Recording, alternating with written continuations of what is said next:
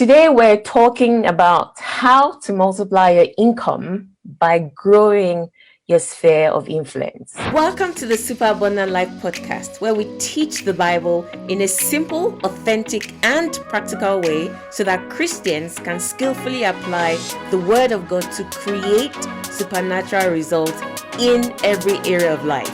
This is your host, Olawumi Brigwe.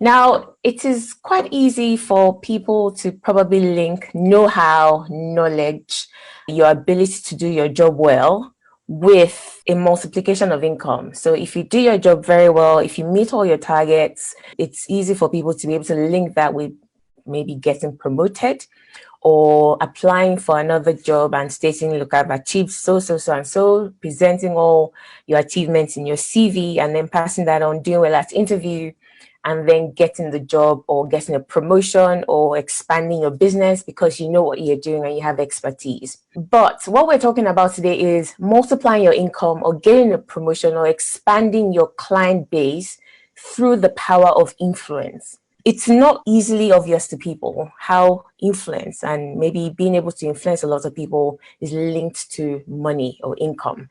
And that's what we're going to be showing today, not just the link itself, but also how to grow your sphere of influence. Now, I want to start off by sharing an example from my own life that will help us link multiplication of income and growing your sphere of influence. And I remember this was a few years ago now, while I was still a teacher. So I was in education. I used to teach in secondary school and I was looking to break into leadership. So like senior leadership. At that point in time, I was a middle manager of some sort. And this is something that I had been trying to achieve for quite a while. So I had tried. It had been fairly easy to get into middle management, but I was finding the leap from middle management to senior leadership was taking quite a while. And I also realized that what got me into middle management was not going to get me into senior leadership. But this is how I actually came into an understanding all those years ago as to how your influence, your power of influence, your sphere of influence can actually determine whether you get promoted, can determine how much money is coming into your bank account every month, can determine whether you're able to succeed in business, etc. So this was my own first introduction to this principle that I'm going to be talking about today. And so at that point in time, I had expertise. And it was actually my expertise that got me into middle management because I had developed myself in the skills and what I did to the point that I was consistently getting outstanding results. And it had come to the attention of people, even beyond my own team. They were like, oh, she's getting excellent results in different areas. And as a result of that, I was promoted into middle management. When I wanted to now enter into senior leadership, I did exactly the same thing. I put my application together and I listed all the things that I had done as a middle management within my job description and everything. I stated how I had gained expertise in my particular field and how that would make me eligible to be promoted or to gain promotion or a step up into senior leadership. But what I found out was I kept applying and my application would do well and I would get called for interview after interview after interview. And at each interview, they would ask questions and I would answer them as best as I knew how to, and it would always be the same results. They would always call me at the end of the day and say, your application was very impressive. However, we don't think you're quite ready for senior leadership, etc. It was later on actually that I began to press and say, look, I need to know precisely what it is that I can do in order to make this jump. So it was when I began to ask questions like that to the recruiters that they now began to say things like, well, your influence needs to be expanded. So at the moment, you're doing your job as a middle manager excellently. And within the remit of middle management, you have demonstrated that you are able to perform excellently. You have the know-how, you have the expertise, you have the knowledge. However, breaking into senior leadership is a completely new ballgame, and you don't seem to have that sense of influence, because senior leadership is talking about whole school now. It's talking about the whole organization, not just within a team. So a middle manager might be the head of a department or the head of a unit or whatever, but senior leadership is the whole of the organization. And that was what they told me. They said, you haven't demonstrated that you can influence people on that sort of scale. All right, you haven't demonstrated that. So when I first got that feedback, I was like, well, don't I need to get the job in order to be able to demonstrate it? And at first I'm like, that doesn't make sense. But then I sat and I thought about it, and I remember then that I took this to God, and He began to show me and guided me to some books and everything. And I learned a phrase that says, what got you here won't get you there. And it was essentially saying you have to become a senior leader before you can actually get the job, because you can't show up as a middle management interviews and then expect them to hire you. So I remember I went and I sat down, asked for a meeting with the head of my organization at the time, and I said, this is my desire, this is what I want to achieve. However, I need to expand my influence. And he gave me the opportunity. So without pay, without extra pay, he gave me opportunities to be able to take on more responsibilities at whole school. And this was literally my exposure to it. And because I did that, I was able to then now break into senior leadership. I share that because that was my own first realization that it's not just about expertise. Now, expertise is important. It's important for you to be good at what you do. It stands you out. But in order to stand out even further, especially in today's world that is highly competitive. It's a highly competitive market. It's not enough to just be an expert at what you do. You have to be able to influence people, because quite simply, opportunities for growth, they come through people, and they are more likely to pick you if they know you, or if they like you, or if they trust you. It is fantastic when it is the all three, so know, like, and trust, but any one of those would do actually. So someone knows you, and if you're on the same level and you're all experts and you're all very good at your job, the reason why they will probably pick you over someone else is because of one of those three things. This is called the know, like, and trust factor.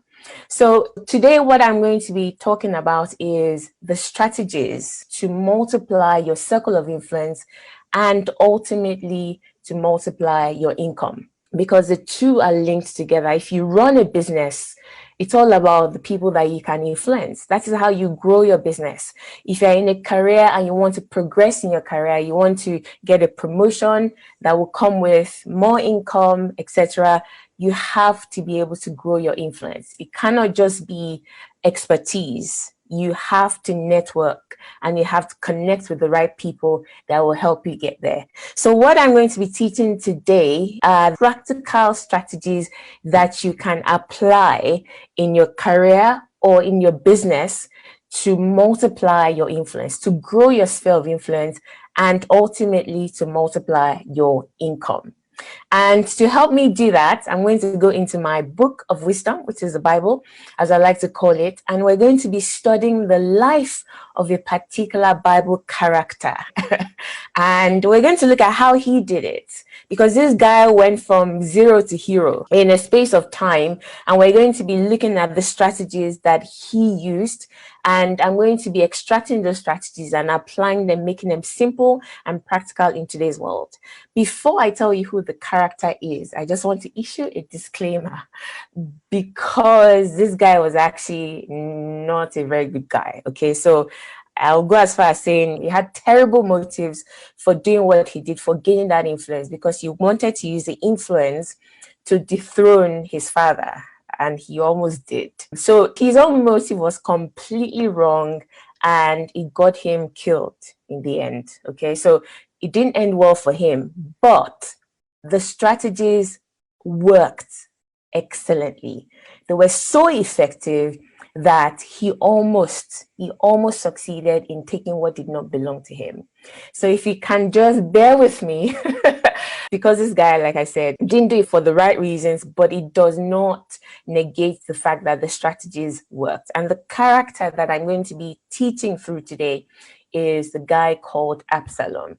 Now, to give you a bit of a background, Absalom was the son of King David, his first son, actually. And by virtue of his birth, he was supposed to be king after David.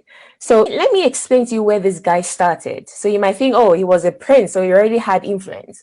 Yes, he was a prince, but if you don't know about the story of Absalom, the point he had gotten himself into that I'm starting from today was dire, because at that point he had been banished. Because basically what happened was his sister was raped and he decided to take matters into his own hands. So his sister was raped by another of King David's sons, so by his stepbrother. He was so angry that he took time to plan how he was going to kill his stepbrother, and he eventually did. He didn't take the matter to his father. His father said, just leave him, don't take matters into your own hands. But he disobeyed that instruction and he harbored that hatred in his heart for his stepbrother, and he killed. And as a result of that, he got to the point where his father, King David, banished him.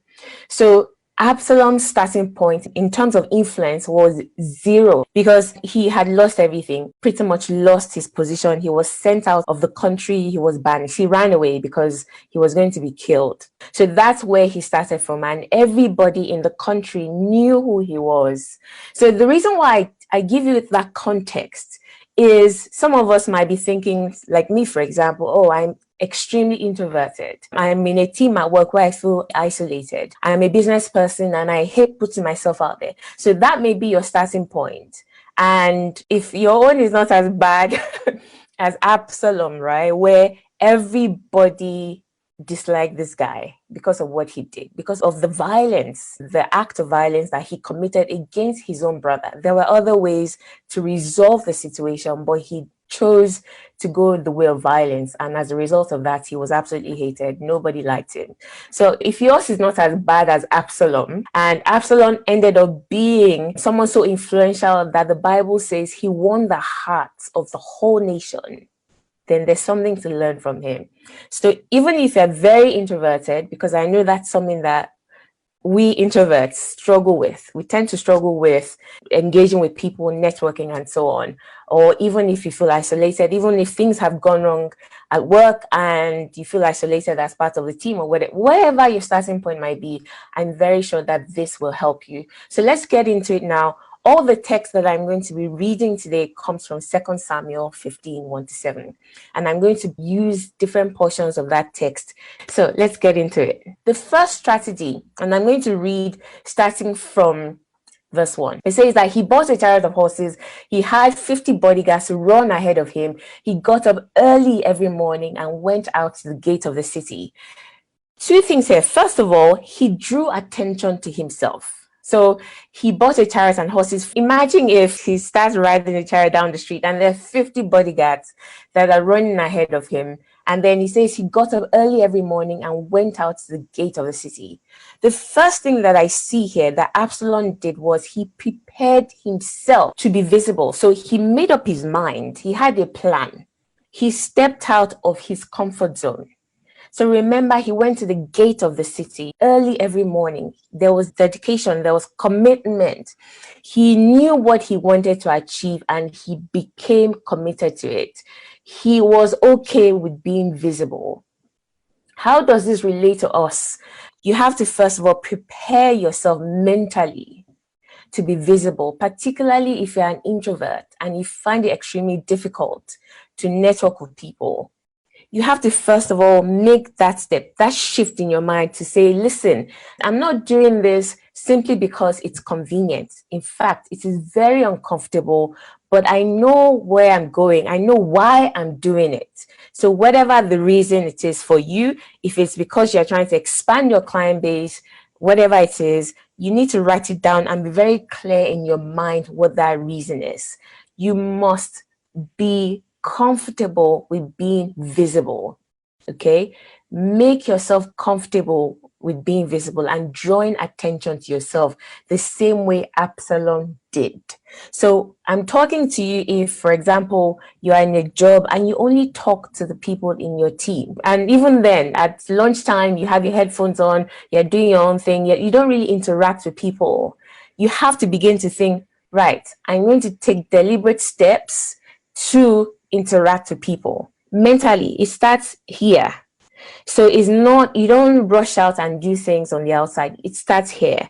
Make a choice, a determined choice in your mind that this is what I'm going to do, because it will be uncomfortable.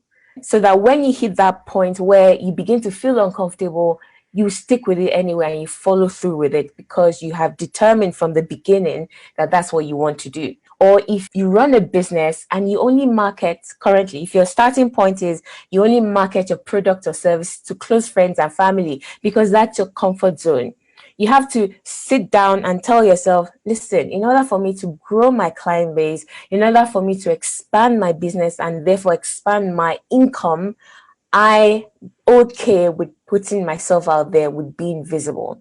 So that was the first thing that I saw in Absalom's rise from zero to hero. He bought a chariot of horses, hired 50 bodyguards to run ahead of him. He made himself visible.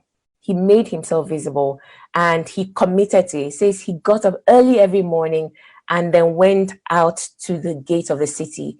If he never stayed at the gate of the city, nobody would have questioned him. If you never talk to anyone outside of your team, it's okay. At least you're interacting with the people in your team, but it is about stepping outside of your comfort zone. So the first thing is you need to prepare yourself mentally for visibility and determine that you're going to be visible and you're going to step outside of your comfort zone. The second thing, so I'm going to keep reading, and that's going to take us into strategy 2.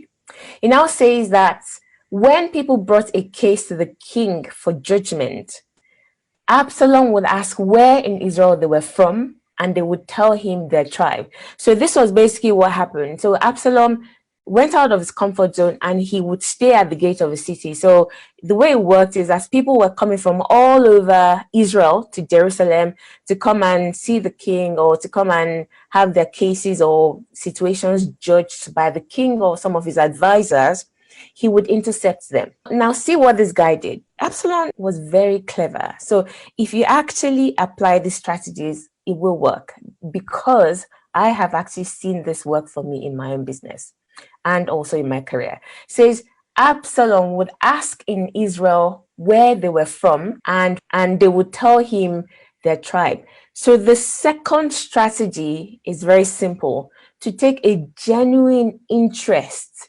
in individuals, to have the personal touch. Now remember, this was a king's son. He didn't have to, but he took a genuine interest. So you have to become interested in people collectively and also in the individual. So everyone that came to the gate, he would literally have a conversation with them and say, hey, where are you coming from? What's your name? He would find out their name.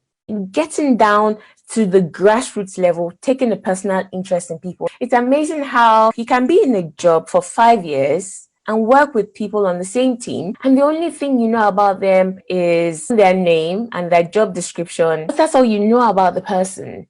It doesn't go beyond. I say, oh, we're just colleagues. I'm just here to do my job. I'm not here to find out about anybody's life. No.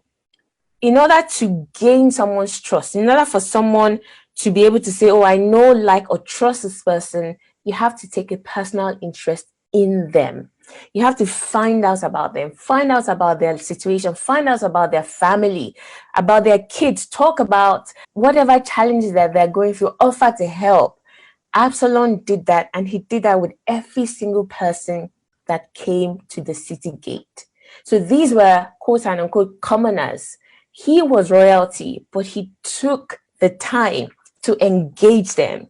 And I remember reading about Martin Luther King and about the strategy for the civil rights movement. And one of the things that really stood out about the way he led was the fact that he was in touch with the people. He would hold what they called town hall meetings, which is basically to get people to come in, and he will sit down and listen for hours and hours and hours. And he will listen to every single person, find out where, where the shoe hurts, where the shoe pinches, find out what's going on in their lives, find out about them personally, talk with them, give each person attention. He did that. And because he had that personal connection with the people, they were willing to give themselves to the cause. That was how he grew his influence. It wasn't by trying to lord it over anyone. It wasn't even necessarily by the speeches. The grassroots movement is what it's called. And it grew as a result of the fact that he, the leader, was in touch with the people. He was side by side with them. Every time they went on that protest, he linked hands with people and he was there. He was arrested with them. He was put in jail with them. Influence by taking an interest in the individual. And I want you to contrast this with an Englishman, Professor Alan Turing. And I recently watched a movie, The Imitation Game, and I love history. I love, particularly when it comes to war, as in war stories, I love it. I love everything about World War II. I don't know that much about World War I, but World War II, there was a time when I sat and I watched, I think within a week, 30 hours of footage, a documentary on World War II. So I absolutely love everything that has to do with war, history, and so on. Anyway, I watched this movie, Imitation Game, and during the war, so this was based on World War II, there was a mathematician, Alan Turing, a genius, you would have called him, and they were looking for people to break the German code machine, which is called Enigma. They were sending coded messages, and the British, they weren't able to break those messages. As a result of that, Germany was pretty much kicking their butt. So they recruited these mathematicians, linguistics, etc., to come and help them break the code. And Alan Turing was one of them. And this guy, literally, his mind, outstanding, as in genius. But one thing was, when he was recruited, he was a loner. He was like the lone wolf. He was like, no, I don't want to work with anybody. I work alone. These people are going to hinder me. They're going to pull me back. I don't want to work with them. And this went on probably for months. He literally isolated himself from the rest of the team. He wouldn't talk to them. He put them down with his words. He believed that he was more intelligent than everyone else, and none of these people knew anything about code breaking, that he was the real deal, which I don't know. He may have known more than them. But the point I'm trying to make is this. Because he was so isolated, the team obviously turned against him and they didn't like him. They wanted him out of there. And it was until a friend of his gave him some advice and said, listen, if you keep going this way, even though you're a genius, even though you have the intelligence, even though you probably will be able to break this code, you will not be able to do it alone if these people are not on your side. So you need to get to know them. And she literally gave him some tips and said, find out about them, take an interest, crack jokes, right? Talk to them, because he wouldn't even talk to them. And he began to do that. He would go and cram jokes and tell the jokes very badly, and he would buy things and give to them very awkwardly, right? So it wasn't his comfort zone, but he did it anyway. And he eventually won them over. He took that step to get to know them, to become friends with them. As a result of that, they were able to eventually break that code. And the war ended 2 years earlier than it could have gone on for, and approximately 14 million people were saved. So if he had continued to isolate himself, no matter how much of an expert he was, and he was an expert, no matter how intelligent he was, and he was extremely intelligent, he would never have succeeded. Why? Because we need people. People need to know you, they need to like you, and they need to trust you. So those are two examples. Now let's move on to the third strategy. It now says, then Absalom, he will say to each one, you've really got a strong case here. It's too bad the king doesn't have anyone to hear it. I wish I were the judge. Then everyone could bring their cases to me for judgment, and I would give them justice. Now, let me try and explain what he's trying to do here. So essentially, if someone comes and they're on their way to see the king or one of his advisors for the person to judge his case or his situation or whatever, and Absalom would say, oh, I know that this case would get judged by the king, but if I have the opportunity, I will go over and beyond. So literally, do you know what he was doing there? He was making himself available to solve that person's problem beyond expectation. If I want to bring that into the context of today, you need to be a problem solver outside of your job description. So for example, you have to go outside of your team, volunteer, go and look for problems to solve that is not immediately within your current sphere of influence. Because the more you go outside, the more your sphere of influence expands. So you go over and beyond what is required of you. Every time you are given any kind of project, you get involved in any kind of project, go over and beyond so that you leave an impression on people. They'll be like, wow, that's what Absalom did. He literally made such an impression on every single person that passed through that gate. And he said, look, I will actually solve this case for you much better than anyone else would. So he was basically saying, I'm going to do better than anyone else would do. So he left a mark. He left an impression on that person. So this third strategy that Absalom adopted was he solved problems that were not even his problems to solve. And he went over and beyond. He left a mark by going over and beyond. That's very easy to do. If you're running a business and you already have some clients and you want to expand your business, you have to think every time somebody buys from you, every time someone comes in contact with your business, how do you treat them? Do you only give them what you advertised, or do you go over and beyond? Because if you go over and beyond, you leave an impression, and that person is more likely to recommend your services to other people. As a result of that, your influence expands.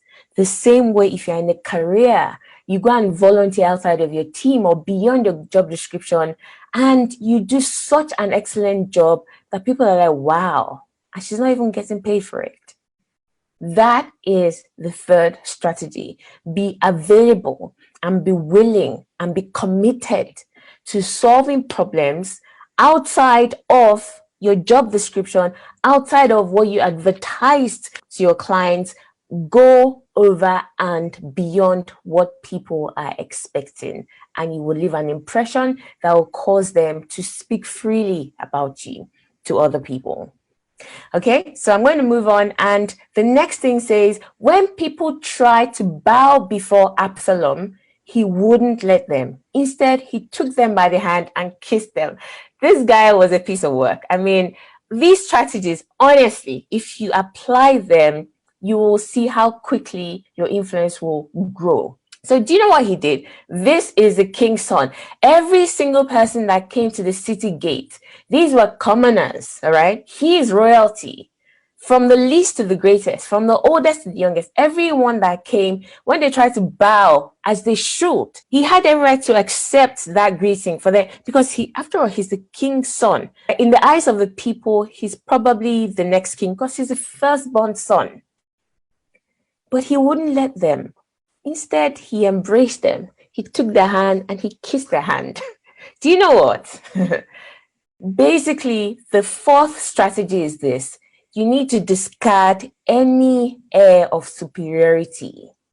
If you keep walking around feeling and thinking and acting like you're superior to other people, even if you don't tell them, there's an aura that surrounds these things, and it will come out. People will see through it and they'll stay away. They'll describe you and say things like, oh, they're a bit cocky, they're a bit arrogant. Even if you're a leader of the team, you're the leader of the team, and so you are demanding respect. I demand this to happen, and you're not a servant, you're not serving.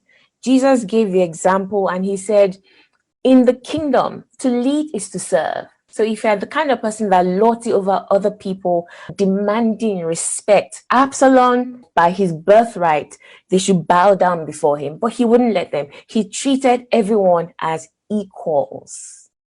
He treated everyone as equals. And the thing is, Christians, we can be quite susceptible to that, actually, particularly when we're dealing with non-Christians. Our noses can be up in the air a little bit, as in, oh, these people are worldly, these people are sinners, or whatever it is. And we have this idea that, I can't mix it, I can't do this, I can't do that. So we distance ourselves, we isolate ourselves from people. Meanwhile, if we literally follow Jesus' example, he hung out with people that were quote and unquote not Christians. Even though he was God, the Bible says that he made himself of no reputation. That's the fourth strategy. You have to make yourself of no reputation. You can't walk around thinking you're better than everyone else and want to grow your influence. It's not going to happen. If you're walking around as if with that air of superiority over other people and not treating people like your equals, then people will not really like you. They will stay away from you because nobody likes to be pushed down. Everybody likes to be built up. And I have a couple of examples. I once read about Bill Clinton. The author gave a particular example, how he had, I think, traveled and visited something ridiculous, like 7 countries in 5 days or something like that. So flying up and down, up and down. And then he got to this particular country, don't remember all the details, in Africa, I think Kenya or something. And this was after he had stopped being president. So it was on behalf of his foundation or something. So it was a charity talk.